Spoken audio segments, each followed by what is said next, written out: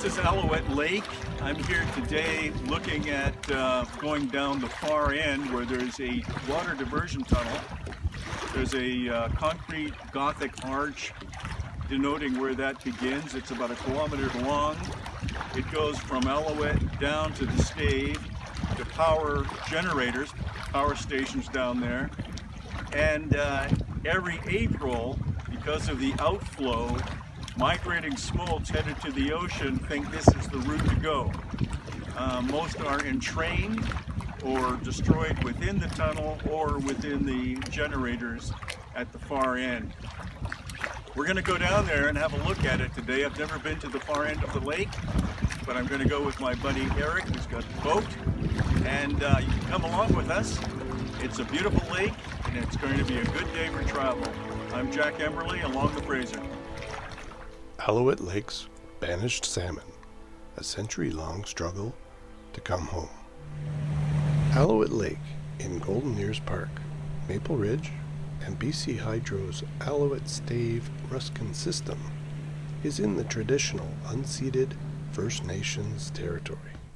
It was originally 2 lakes, 17 kilometers long, joined in the Narrows by a stream. Before 1926, salmon thrived here. Chinook, coho, chum, pink, and sockeye, as well as steelhead, and several non-migratory species of trout and char. Fishermen caught 40-pound Chinook in the Alouette River. This is Jack Emberly on the Alouette Lake with my fishing buddy today, Eric. And we've gone to the end, had a look at the water diversion tunnel.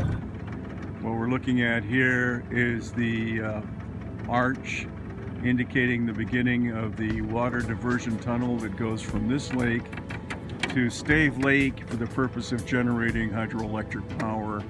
It's about 1 kilometer long. Every April, the kokanee smolts attempting to reach the sea are encouraged to go through this tunnel because the current is about 10 times more powerful than it is at the dam, and that spells their doom because they're either destroyed within the tunnel or within the turbines in Stave Lake and Hayward Lake. Fish lives didn't matter. The Alouette Dam, built in 1926, blocked access to spawning areas for sockeye and Chinook salmon. Runs were destroyed. The Deputy Minister of Fisheries admitted that would happen and approved the dam's construction anyhow. There were no provisions for the survival of fish above the dam, or their importance to the First Nation diet and culture. Today, salmon still can't access the reservoir without being trapped and trucked over the dam. Decayed spawned-out carcasses were sources of food and nutrients, nitrogen and phosphorus for small fish. The dam ended the importation of these nutrients for spawned-out carcasses and thusly the growth of phytoplankton and algae that form the fish food base of insects and zooplankton, which makes up fish food. Until the 1990s, the lake was considered very nutrient poor. BC Hydro funds the lake fertilization program today to support a sports fishery. This replaces some of the lost nutrients due to the damming. The community pleads for fish passage. The Alouette River Salmon Society, First Nations, and City of Maple Ridge has repeatedly argued that BC Hydro should fund a fish ladder. Fisheries managers believed salmonids in the Alouette Reservoir were kokanee, a non-migratory species, but genetic work showed they are ocean-going sockeye. They'd return with the opportunity to leave the lake. Previously, fish habitat flows to the lower Alouette River were released at the lower elevation pipe at the base of the dam. But ARMS was able to convince the authorities to experiment by releasing coho smolts over the surface of the spillgate located on the top of the dam.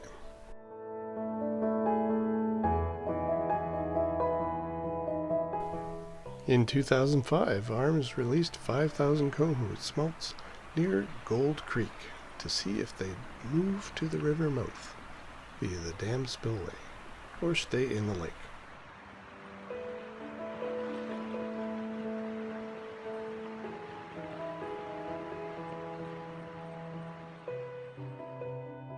In 2005, we were doing a test with the release of about 10,000 coho from the dam to see if they would survive going over the spillway and into the plunge pool. We had a trap 1.5 kilometers downstream, and 16 hours later, when we looked in the trap, to our amazement, we not only had coho, we had kokanee that had come out.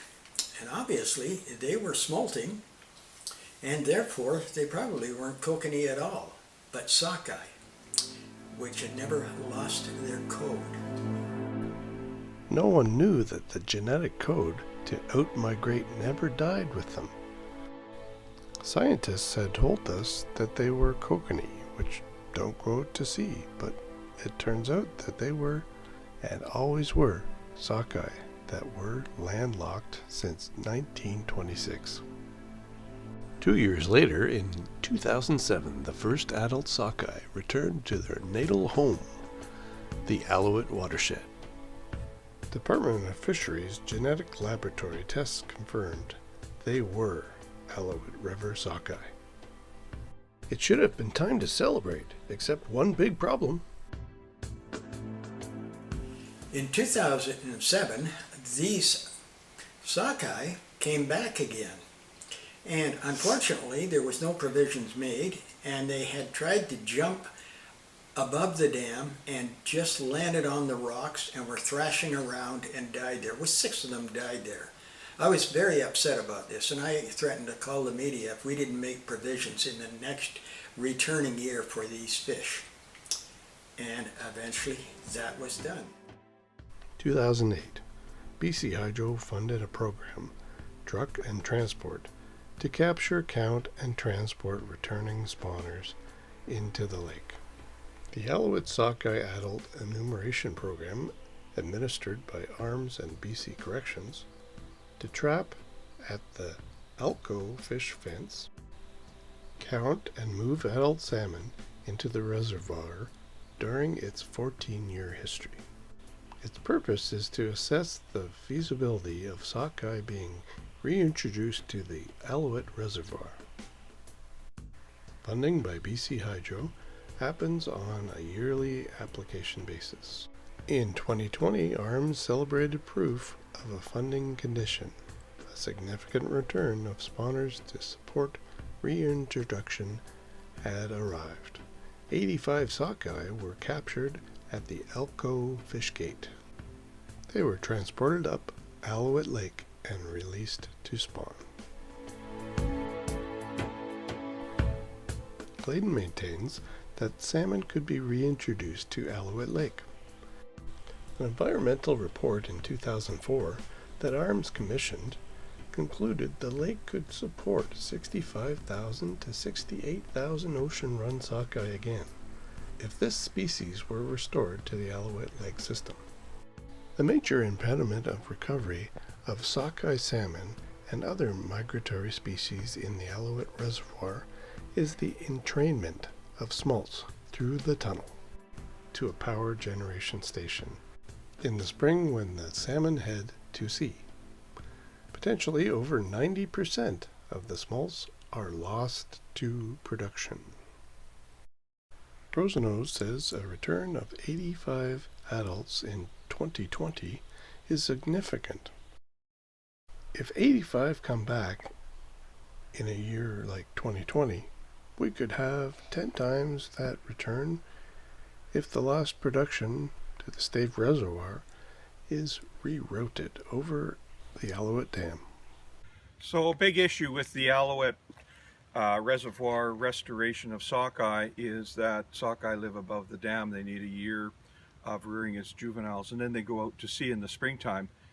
And so the fish have 2 options in the Alouette to go either over the dam through the spillway or through the big pipe at the other end, which goes to the power generating station and into Stave Lake, where we've got Stave Falls and Ruskin generating stations.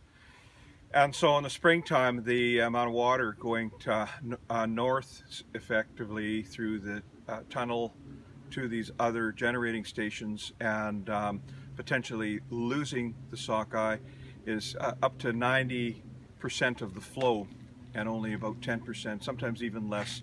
So what I think is that the sockeye smolts are being sucked. They want to go somewhere, they want to go out, they don't want to stay in the reservoir. So I think most of them are getting sucked in the northward direction to the power stations and being ground up or lost in Stave Lake. And only a 5 or 10% probably go over the spillway and go out to sea. So it's a big issue. Clayton says BC Hydro's dirty little secret includes a get out of jail pass for killing fish. Section 352 and Section 32 of the Fish Act prohibit harmful alteration, disruption, or destruction of fish, hads, and habitat. Entrainment is the key issue. Entrainment is the diverting of fish into power generation systems via its large pipes, penstocks, or tunnels, which are life-threatening, or moving fish into areas where they never reach the sea. U.S. scientist Richard Brown says pressure in turbines ruptures fish bladders and pops stomachs out of mouths. Some anglers say Big Dolly Varden can be caught at the outlet to Stave Lake, where they feed on mangled and dazed fish exiting the tunnel. Hydro estimates 30% mortality from entrainment, but they haven't done tests because they don't want to bring attention to the issue. Jeff Clayton calls the water diversion tunnel the jaws of hell. One of the big problems here with these smolting sockeye is that there is a tendency for them to go north to the tunnel, get entrained, and go out into the stave system. And if they do that, they're going to go through the stave and Ruskin generators and be chewed up into cat food. And in order to survive that, they would have to have the survival skills of Houdini, which I doubt if they have. So we have to find a way to deal with the entrainment. BC Hydro says it's maybe 30%, but we don't know. It may be 90, it may be 10. But we've got to do these tests, and we've taken far too long. So to prevent entrainment, it's pretty simple. You just shut off the tunnel at the north end of the lake during the springtime when the smolts are migrating, and they either have to stay in the lake or go south through over the dam and into the river. So we know that BC Hydro can do that for 6 weeks that they are migrating out of the reservoir. A proposed hatchery isn't a solution. 2020, BC Hydro offered $100,000 for an egg-to-smolt sockeye hatchery. The offer hasn't been accepted. I don't support a hatchery on the Alouette River for sockeye because I think it basically will do absolutely nothing. First of all, you got to deal with the issue of entrainment. But secondly, the amount of resources that Hydro is prepared to put into the hatchery is so tiny relative to what the historical run would have been, probably easily 50,000 fish, that the number of fish coming back it's been estimated less than a couple hundred fish. So basically, a hatchery is a waste of time and resources. The right action for the Alouette salmonoids. Both Clayton and Rosano say that thousands of sockeye smolts could be saved if the water diversion tunnel was shut down during their peak out-migration time, 6 weeks from April to May. But it would only be part of the solution to restore salmon into the Alouette Reservoir. The adult fish will still need a fishway to get into the lake. The goal of BC government's Salmon Restoration Fund for Research and Fish is to make wild fisheries more sustainable for the long term. 2020 was the worst year in history for the Fraser River sockeye returns. A mere 283,000 fish returned compared to 28 million in 2010. Government spent $60 million to help them get past the Big Bar landslide near Alouette. In 2010, a fish ladder over Alouette Dam was costed at $4 million. Jeff Clayton says stated government support of wild salmon would be advanced by reintroducing them to Alouette Lake Reservoir. ARMS has identified numerous ideal locations for sockeye to spawn throughout the lake.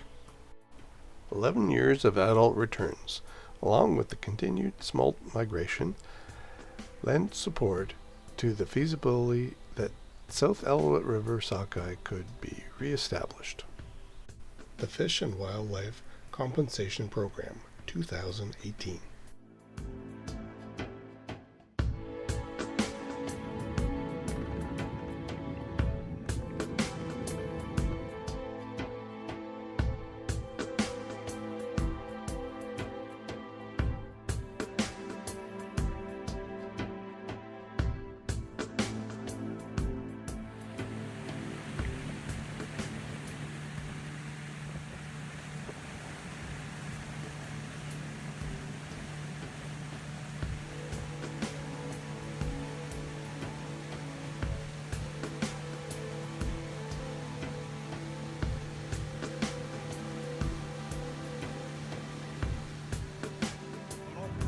Back at this end now where we came in, and Eric's been hooking the fish, so we're going to spend a few minutes here before we wrap up the day. But it's been a great day, so talk to you later. Jack Emberly along with Fraser.